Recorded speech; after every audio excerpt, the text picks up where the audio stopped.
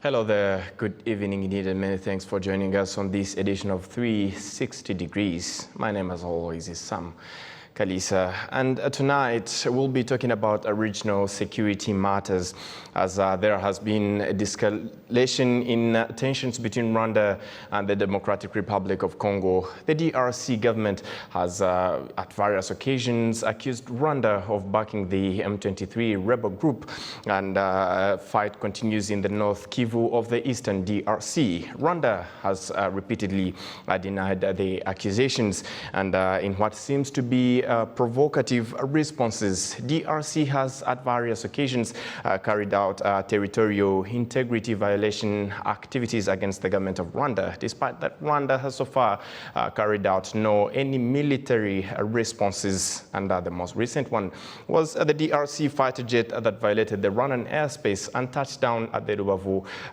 airport. And this edition of 360 Degrees will take a close look and analysis of what the situation looks like currently, and where it is heading, and what actually could be the best solutions to calm down the situation and the tensions between Rwanda and the DRC. Joining me tonight is Dr. Frederick Goloba Mutebi, who is a political scientist with a special interest in political economy. Thank you very much for joining us. Thank you for inviting me. All right. Also joining us tonight is Ambassador Joseph Mutaboba. He is an expert in diplomacy. Thank you very much, Ambassador, for joining us. It's my pleasure, and good evening.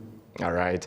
And as I said, we'll be talking about regional security matters, as there is an urgent call, an urgent need for a solution between for the tensions between Rwanda and the Democratic Republic of Congo. And I'll start with you, Dr. Goloba Mutebi. There has been various provocative acts by the Democratic Republic of Congo, including bomb shelling in March and June this year against the government of Rwanda, and the recent airspace violation by the DRC fighter jet. In your own perspective, to start off, what's the motive for the DRC government to, let me say, act this way and perform all these provocative activities? Yeah, thank you very much. It's not clear to me whether these have been intentional actions. The violation by the jet, as far as I have followed the news, could have been a mistake. I have seen even pilots of civilian airlines saying that the two airports, the airport of Goma and the one in Rubavu, are so close to each other that a pilot who is not very familiar with the area could very easily mistake one for the other. Now, is that what happened in this case? I think it's a possibility. I would like to think that the DRC wouldn't be so reckless as to engage in that kind of provocation. But if they were, if that's what happened, I would commend the government of Rwanda or the military in Rwanda for having restrained themselves and not acted in ways that might have escalated the situation even further. All right. Now, the shelling into Rwandan territory, again, I would say the same thing. It could have been, I mean, the two countries are so close to each other. Forces are operating on the other side. The shells could have landed in Rwanda again by mistake. Again, I don't want to believe that the DRC would act so recklessly, because I don't envisage a reason why they would want to provoke a war between the DRC and Rwanda. So I'd give them the benefit of doubt. All right. And say that they could all have been genuine mistakes. All right. Yeah. Genuine mistakes, and you know, these genuine mistakes, as you just called them, happen as the DRC government is actually accusing Rwanda, as I said, of backing the M23 rebel group. Rwanda has various occasions, you know, denied the accusations. And do you think there is any is this interlinked in any way that the DRC government could have used these genuine mistakes to actually use them as responses to, you know, telling Rwanda that we know you are backing M23? It's possible, but in the absence of had evidence that that's what happened, as I said before, I would like to imagine that these could have been mistakes. But yes, the DRC government has been accusing Rwanda of supporting M23. These are not new accusations. As you know, M23 came into existence way back in 2012. And even then, the accusations were even louder then, and it wasn't only the DRC government accusing the government of Rwanda at the time, but a very significant section of the so-called international community, which were mainly the big powers. This time they have been quite remarkably quiet, or not piling as much pressure as they did before on Rwanda. So these are not new accusations. The M23 group is not new. It was there before. The fact that it has reared its head again would suggest to me that there are unresolved issues. All right. Whatever happened in 2012, 2013 would not have been sufficient to respond to their concerns or to respond to their grievances. And I think that until that happens, we are likely to see a resurgence of this violence again and again. You're right, and we'll come back to that as we expand it even more. And to you, Ambassador, the Democratic Republic of Congo recently expelled Rwanda's ambassador to the country. To start off, what does this imply itself in terms of the relations between Rwanda and the DRC? Well, the expulsion of the Rwandan ambassador to Congo implies that they were not happy with something, which is normal. Mm-hmm. But happy or not, happy or not, there are ways of reacting or to a situation. They chose what they found very easy for them to expel the ambassador, but they did not close the embassy. So it's yet again one event. Mm-hmm. I don't really want to dwell much on that. It's a fact, it's gone, it's done. So life continues. They are unhappy, which of course drove them to act in this way of expelling Rwanda's ambassador.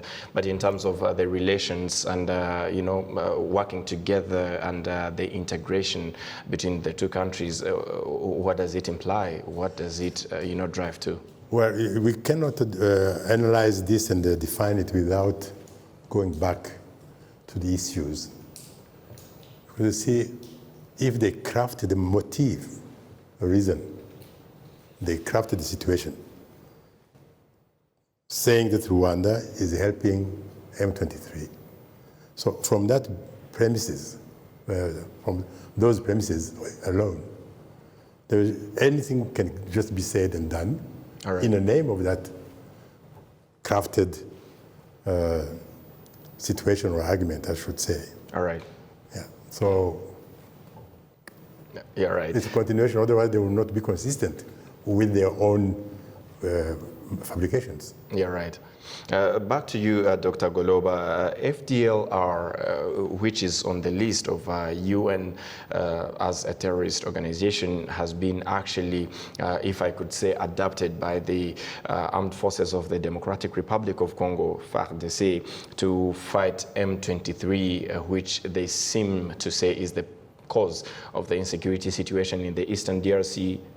In your own perspective, is this a failure to Kinshasa?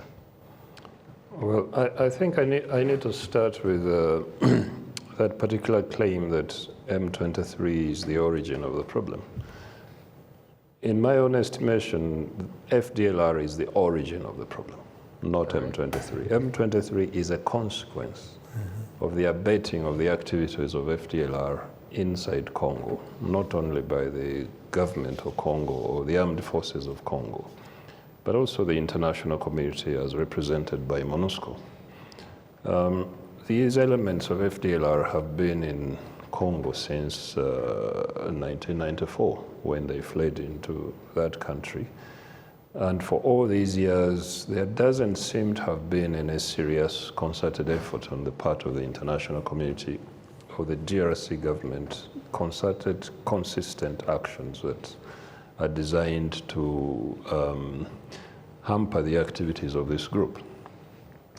Now, one of the grievances of M23 is that they have their relatives living in refugee camps in Rwanda and Uganda. How did they come to these camps?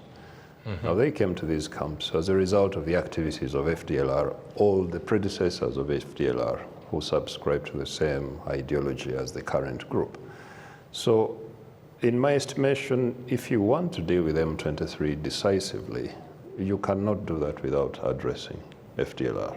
All right. And it has always surprised me right from 2012 that it's very easy for the international community or even regional actors, including international NGOs and human rights groups, to latch onto M23 the minute it comes up, but not to do the same thing for FDLR.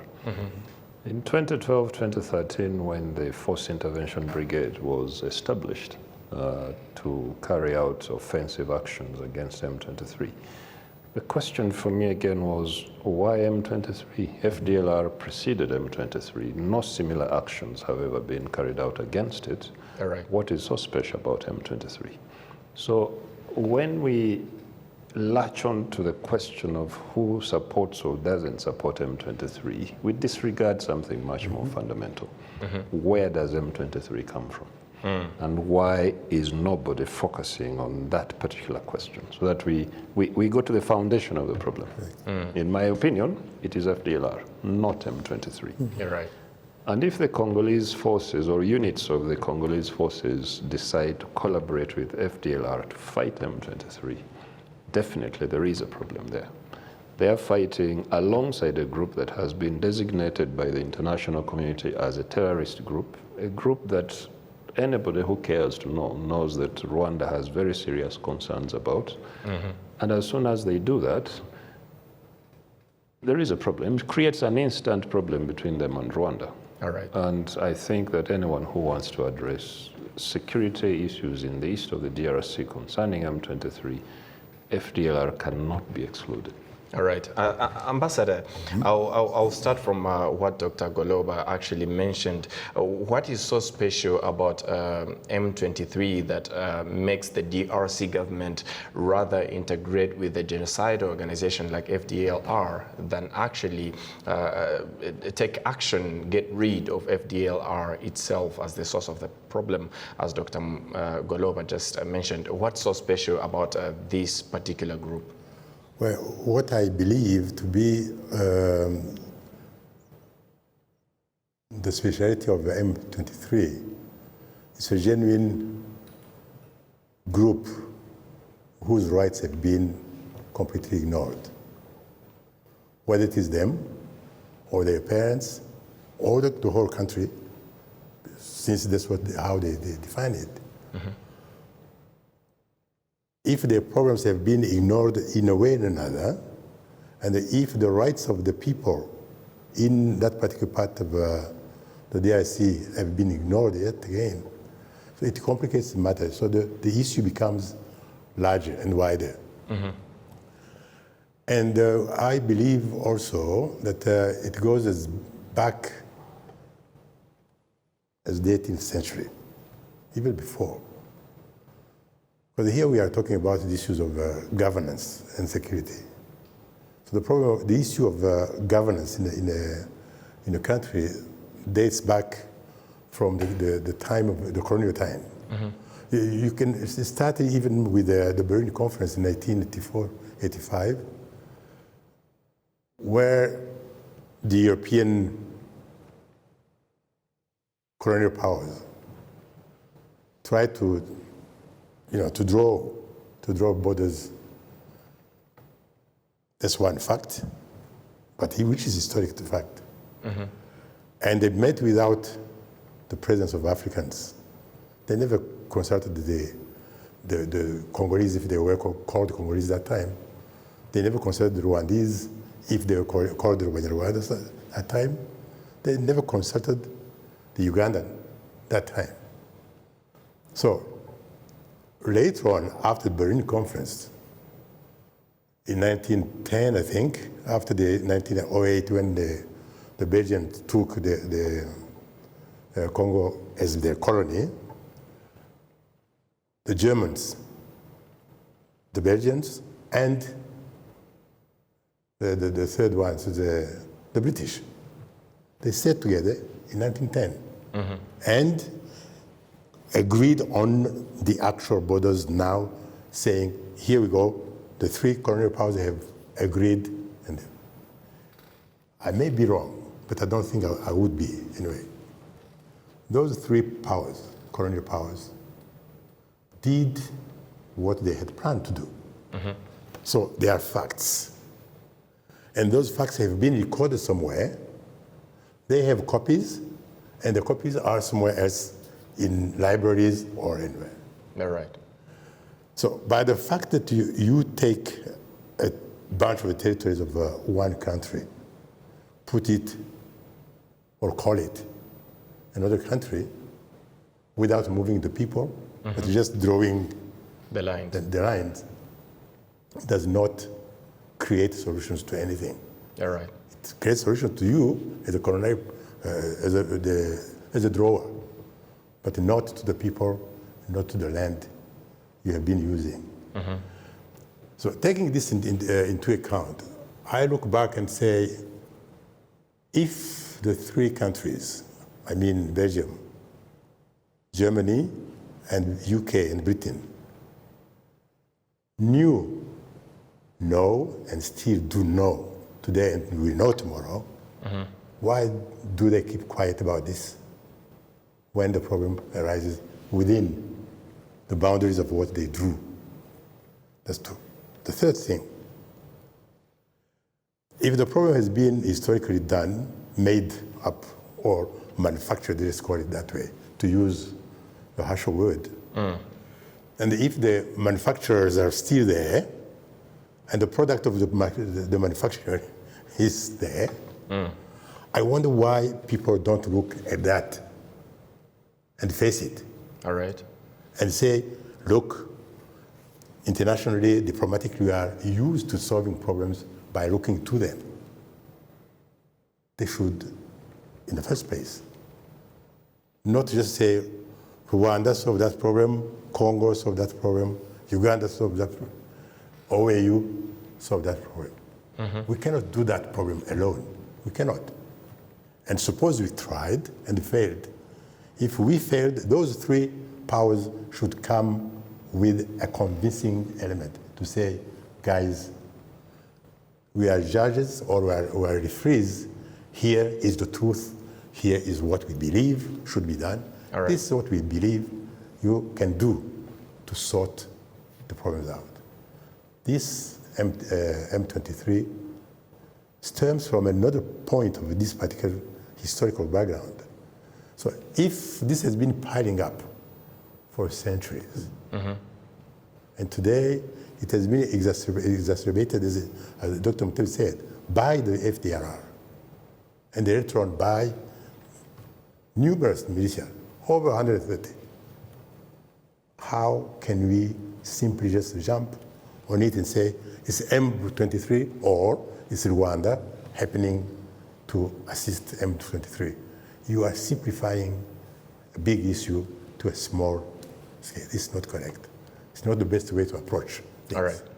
And as I actually build on that statement, building on a very small problem, trying to solve a bigger problem, Dr. Mutebi, there are over 120 rebel groups in the DRC. Again, back to my question, why only M23 being addressed by the DRC government as the cause of the insecurity in the DRC? I know you said FDLR is the actual cause of the problems of insecurities in the DRC, but why does the DRC government not actually seem to open eyes and actually see the real problem and shift blame to M23 than the real problem, FDLR, as you mentioned?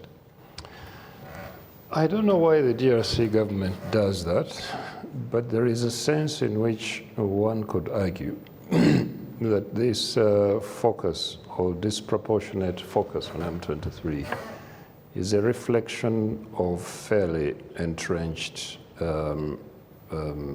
prejudices within the DRC itself. The community from which a fairly significant number of combatants of M23 come from is a community that has been stigmatized inside the DRC and possibly even within the broader Great Lakes region.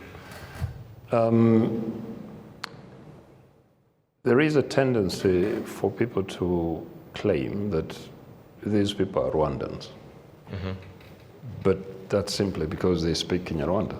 All right. But as the ambassador said, the facts on the ground, as created by the colonial powers when they were still running the show in this region, would indicate very clearly that these people are inside Congo, but they still occupy, or they were living in their ancestral lands where the colonial powers found them. Yeah, right. And then they drew the borders and put them in DRC. Now, when people claim that they are Rwandans, they are Banyarwanda, therefore they should go home, I mean, there is some kind of blinding ignorance in these, in these remarks. But this is what a great deal of Congolese have been made to believe. Even when, if you look at social media, there's a great deal of claiming, oh, Murudi Kwenyu, or rentrez chez vous, as the speaker of the DRC government was telling one of the legislators not too long ago. So I think there is a stigma, there is prejudice, and that is what is feeding this. And so that's why M23 becomes the focus of this attention, because we know that not too far away from where M23 is, there are other militia groups that are fighting each other, that are displacing communities. But I think that it's the stigmatization of this group, it is the fear of this group being culturally related to Rwanda, and therefore the supposition that, you know, because they are culturally related to Rwandans, therefore the Rwandans are the ones that are stoking up this conflict. I think in many ways explains the disproportionate attention. You're right. But at the same time, I think that it's dishonest of many people, including human rights groups, as I pointed out. If you read reports by Human Rights Watch and so many other groups, they focus on M23. And I think that even the animosity that some actors or groups like human rights groups have against Rwanda is then now deflected to M23. So they think that by attacking M23 or vicariously attacking Rwanda. I think that that's what the issue is. And it only prolongs the problem. It only prolongs the problem. Ambassador, looking at how this problem has escalated step by step to where it is right now, and becoming a cycle of problems that repeat themselves, that comes over and over and over and over again, does it seem to end in DRC without trying to shift blame outside DRC? Because if I'm understanding it very well from what the two of you are saying, the problem is within DRC, and it's the DRC government and the DRC people that should actually find the solution to this particular matter. Does it seem to have an end anytime soon? Well, I have no reason to disbelieve it can end soon, because it can end as it started. If I say that they manufactured the situation and they made people to believe in it, yes, the way they did it can be also solved the same way. It can go if they agree, if they believe in what the reality is, not the suppositions that they do. And here we are talking about the regional security. Regional security comes from, we are talking about states. We are talking about communities, you know. So if we talk of regional security, we are addressing the security of Rwanda, the security of Banyarwanda, the security of DRC, the security of DRC people, you see. Right. Uganda as a country, as a state, Ugandans as a nation, as people, as a communities. And the communities, you go, the Nande, the Hunde, the Banyarwanda, the Bashi, Barega, you just name them. You go up to 365 to make sure that each day you can talk of one, at least. So if that is the case, we should think twice before we ignore the states. All right. And we ignore the communities, and we ignore the people in general. All right. Because if you do for a second or an hour or a day or a week or a month, if we forget the state or we forget the communities, we're going to get it wrong. All right. And if you get it wrong, we have to go back again and search for the right solutions. So the right solutions are found through talking. Yes, I believed I was right, but now you are saying that I was wrong, and I believe I was wrong. There are things I can go and verify. There are sources I can go and deep in and find solutions. So that talk to and fro can bring solutions. All right. And I believe it can come anytime. But people have to talk. All right. And talk about issues, not emotions, not innuendos, stories, issues. Absolutely. Dr. Goloba, one of the things you mentioned is international communities that have, if I heard you well, failed to deliver and actually tried to bring justice in the DRC, particularly to one group of people that have been stigmatized, as you said. One of the solutions that were sought was to establish a UN peacekeeping mission in the DRC that actually is the largest and the most funded, yet the least effective in terms of restoring peace in the DRC. What's your take on this? Is the UN peacekeeping mission in the DRC just a toothless peacekeeping mission that have ever been in existence? I wouldn't use the word toothless, but I think that anyone who has been paying attention to the various crises in the DRC linked to insecurity would agree that the UN mission has really not achieved its objectives. It's a peacekeeping mission. What peace is there in Congo?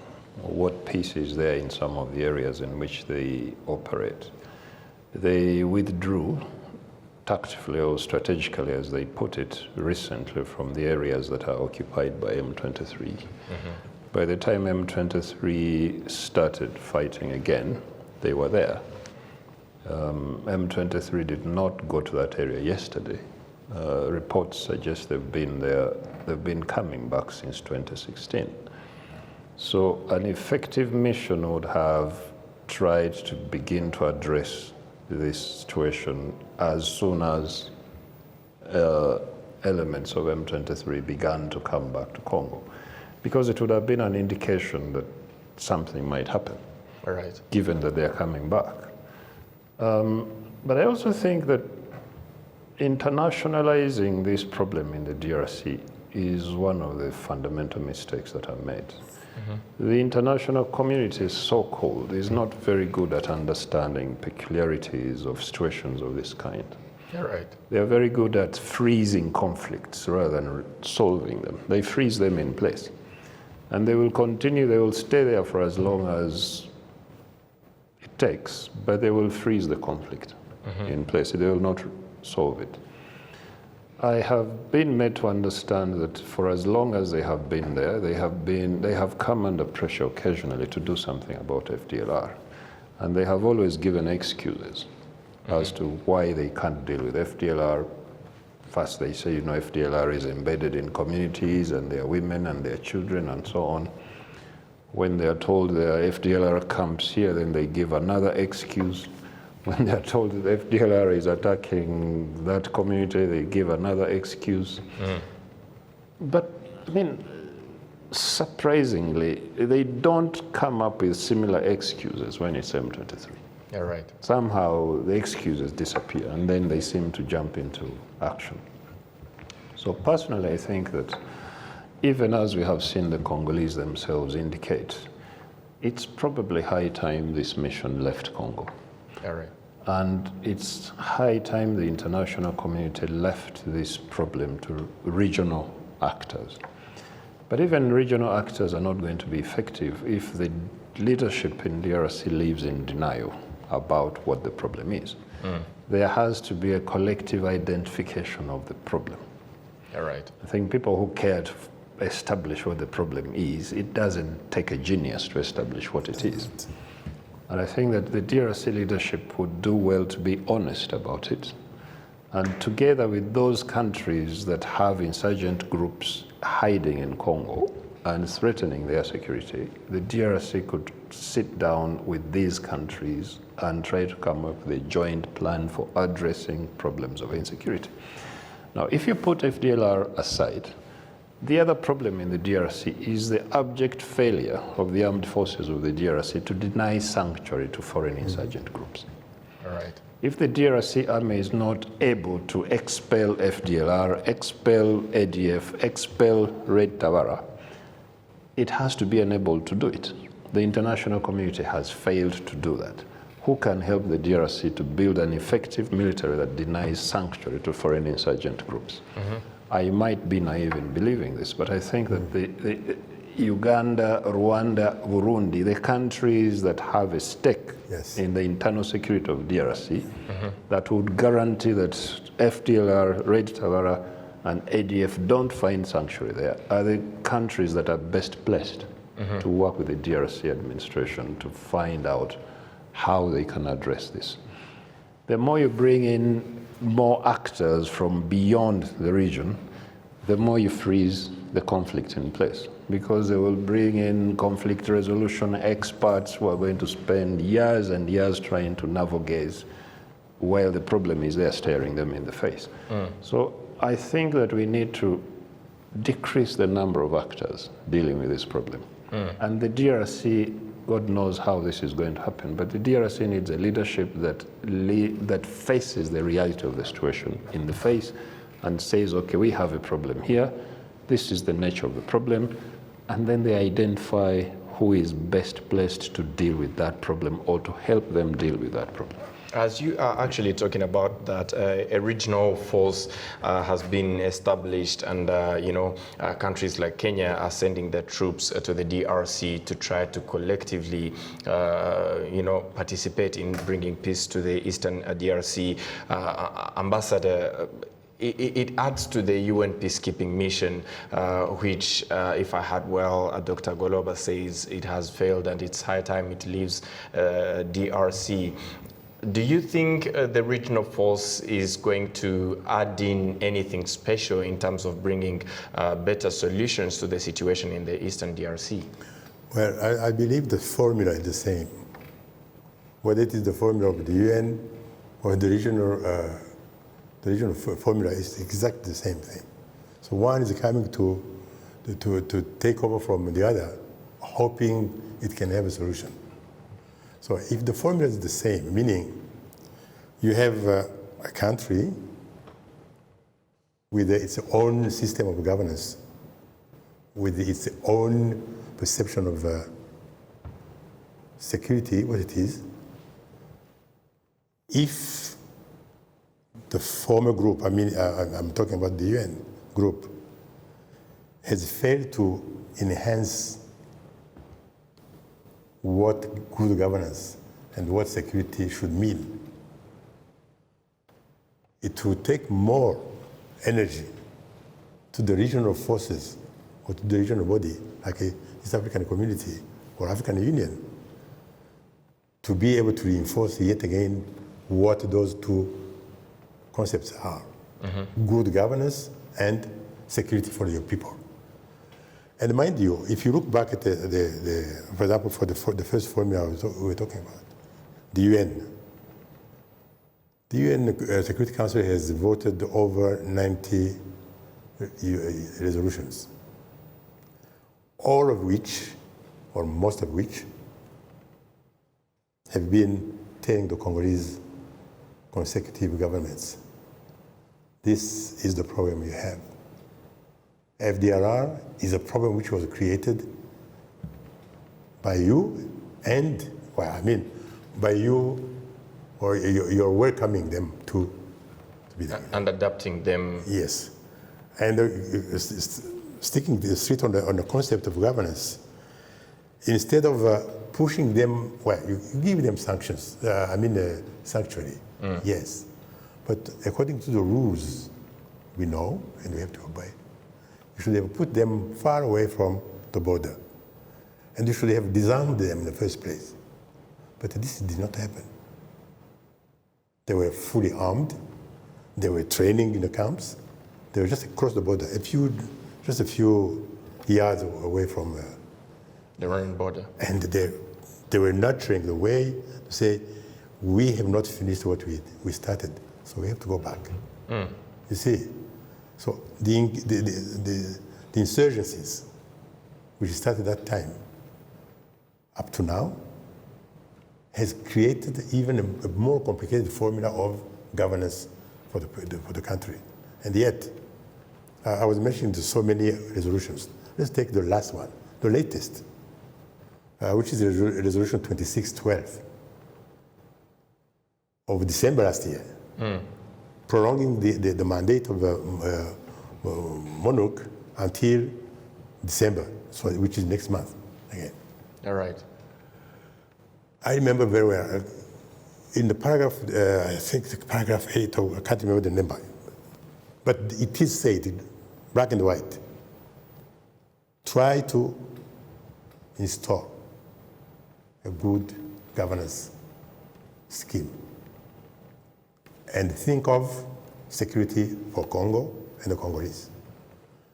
Even further, they said that the mission will help the government of the DRC to be able to, to carry out whatever is needed to have that good governance and to have that security for the people and the goods and so if the government does not read that resolution within the same spirit as the mission, they will disagree on what to do and what to do next. All right. That's one. Two, if they do not take it seriously, they will make mistakes. They will never take governance as an issue for them.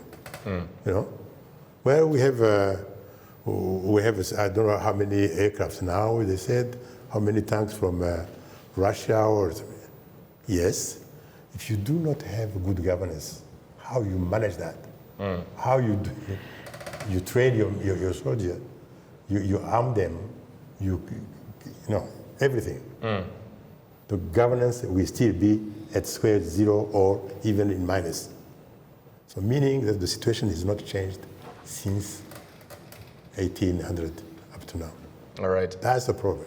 All right. So if the UN resolution, the Security Council resolutions continue to perpetuate the same state of things year after year, talking about good governance, which never takes off, talking about security, which never come up, then something is wrong. If there's no political will to receive or to accept advice, if that's what is missing, then nothing will change. Actually, talking about that, you transitioned me to the recent high-level meeting of the EAC heads of state that convened on the sidelines of COP27 in Egypt, where the EAC heads of state, have stated that or emphasized that political will is the only solution to instability in the eastern DRC. Dr. Goloba linking it to what the ambassador was saying, that if there is no good governance, even any other solutions that could be brought up by anybody will not actually give out any results. Do you as well agree that the regional force from Kenya, from Uganda, from Burundi, and maybe Rwanda, if the DRC government happens to accept that Rwandan forces participate in bringing back peace in Eastern DRC, do you believe it's going the same direction as the UN peacekeeping mission, did? Yeah, I mean, if one of the major weaknesses of the UN force is that it consists of officers from very many countries. And in the nature of UN peacekeeping forces, every contingent will take orders from its own government. It's very difficult for MONUSCO to mobilize itself to fight without getting the agreement of every single government that has contributed troops to that particular contingent. Now, that is very difficult because not all governments that contribute troops are keen on having their troops engaging in firefights with rebels. Right. So command and control is always a big problem in these multilateral forces. If you create a regional force that has the same texture as the UN force, you're just reproducing the problem but on a smaller scale. It will still suffer the same inadequacies as the UN force.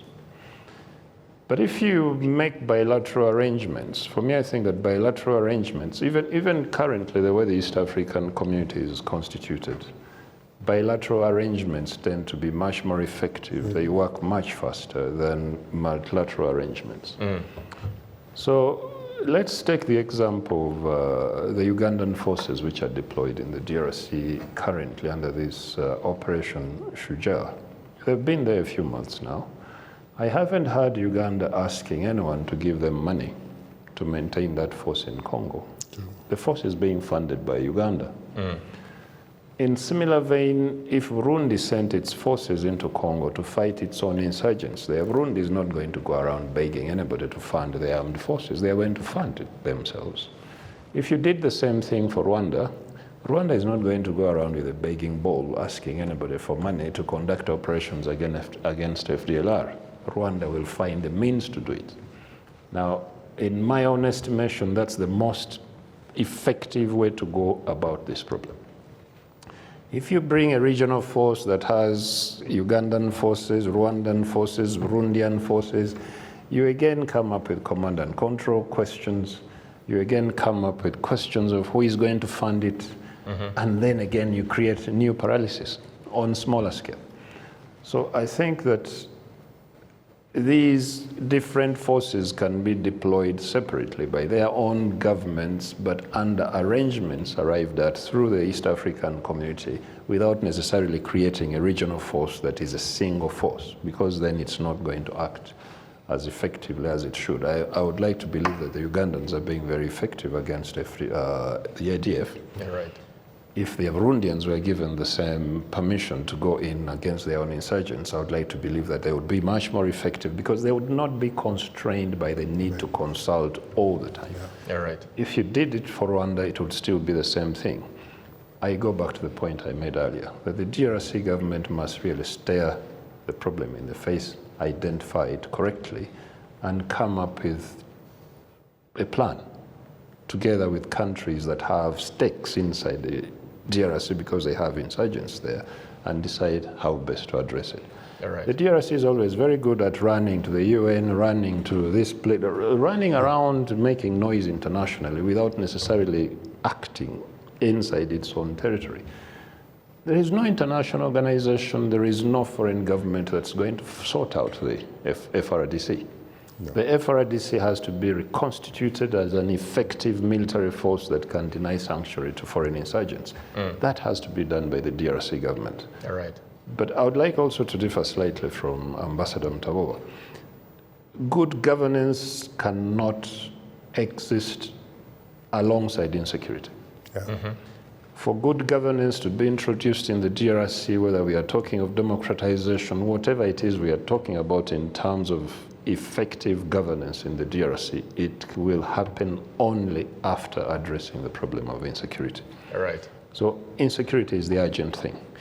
Now the UN can pass as many resolutions as they want. The UN is not going to produce good governance in Congo.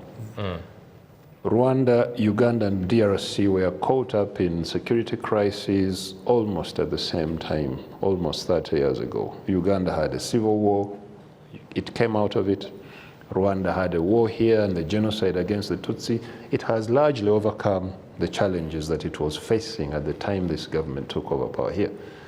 They didn't do it because the UN was telling them to do it. They didn't do it with the assistance of the UN. They did it because of a conviction on the part of the people running these two countries that something had to be done. There are certain things that were necessary to do, and those were done. It has to happen in the DRC, or we are going to spend the next 30 years having similar discussions about the same things and going around in circles. Now, who is going to get the DRC to address these problems? I really have no idea. But if they can't sit down and identify the problems for what they are and face up to them, I'm afraid these conversations are going to continue for a very long time. All right. Ambassador, if we are to talk about regional integration, by regional integration, I mean the East African community that DRC recently joined, and maybe go further to the African Union and more other international setups that are there to actually help countries, address these problems collectively. I can say the deafening silence from the international community has not gone unnoticed. Would you say that this translates into the failure to play their part in finding solutions to the issues in the Democratic Republic of Congo? And as a solution to this, how should the international community, how should regional blocs, how should the African Union as, let's say, a mother, if I could use that word, collectively find solutions to these particular matters? Well, to find the security we are talking about, or to forge a new governance style, is not something which can just be, harvested from somewhere like this. No, you don't teach somebody how to govern. It's very difficult. You don't teach somebody the goodness of security. They should feel it. So that's one thing we have to bear in mind. So whether the security gift and the good governance gift also come in on a plate, the country involved, I'm talking about the DRC, if and when ready to accept that yes, this is the time. After so many years, after so many resolutions we're talking about, and the resolutions I'm talking about are not only for the UN, by the way, even the East African community, even the ICJR. I remember this because I was on this for one. From 2002, we talked, our president is the one who introduced the concept of regional integration. He saw it coming, I could say. So if all this dates back to 1999 to today, and nothing changing, it means that those countries of East African community, or the CPGR, if it still exists, those leaders collectively and even individually, one-to-one, because bilaterally you can solve quite a lot of things also. If we talk, just Dr. Mutebi and I, we can just, whisper something to each other, but which we cannot say in a larger group. But the advice I will give him or the advice he will give me can be even bigger. And more productive. And more productive than the one from the 11 countries of the ICJLR, for example. It's possible. So the only point I want to make is, yes, there are good ideas, there are good proposals, and the country involved has been completely just receiving, being on a receptive end. This is the time to say, what do I do with what I hear and with what I have been offered? All right. Through those resolutions, through those accord cadre, through all these many things. Then I can pick one because it's good for me, and I was even told it's good for me. So if 11 countries and 12 countries and 13 in 15 and 20 tell me that governance and security are the key issues, then I should say, yeah, all these heads of state cannot be telling me nonsense. All right. And say, how do we go about it? So just have your own internal discussions and see how do we go about it. All right. And if you want to call for help, yes, do it. All right. They are there for it. All right. The whole bodies are there for you. All right. And especially, and that's advice I think Dr. Muteri was talking about too, don't go beyond your region, first of all. All right.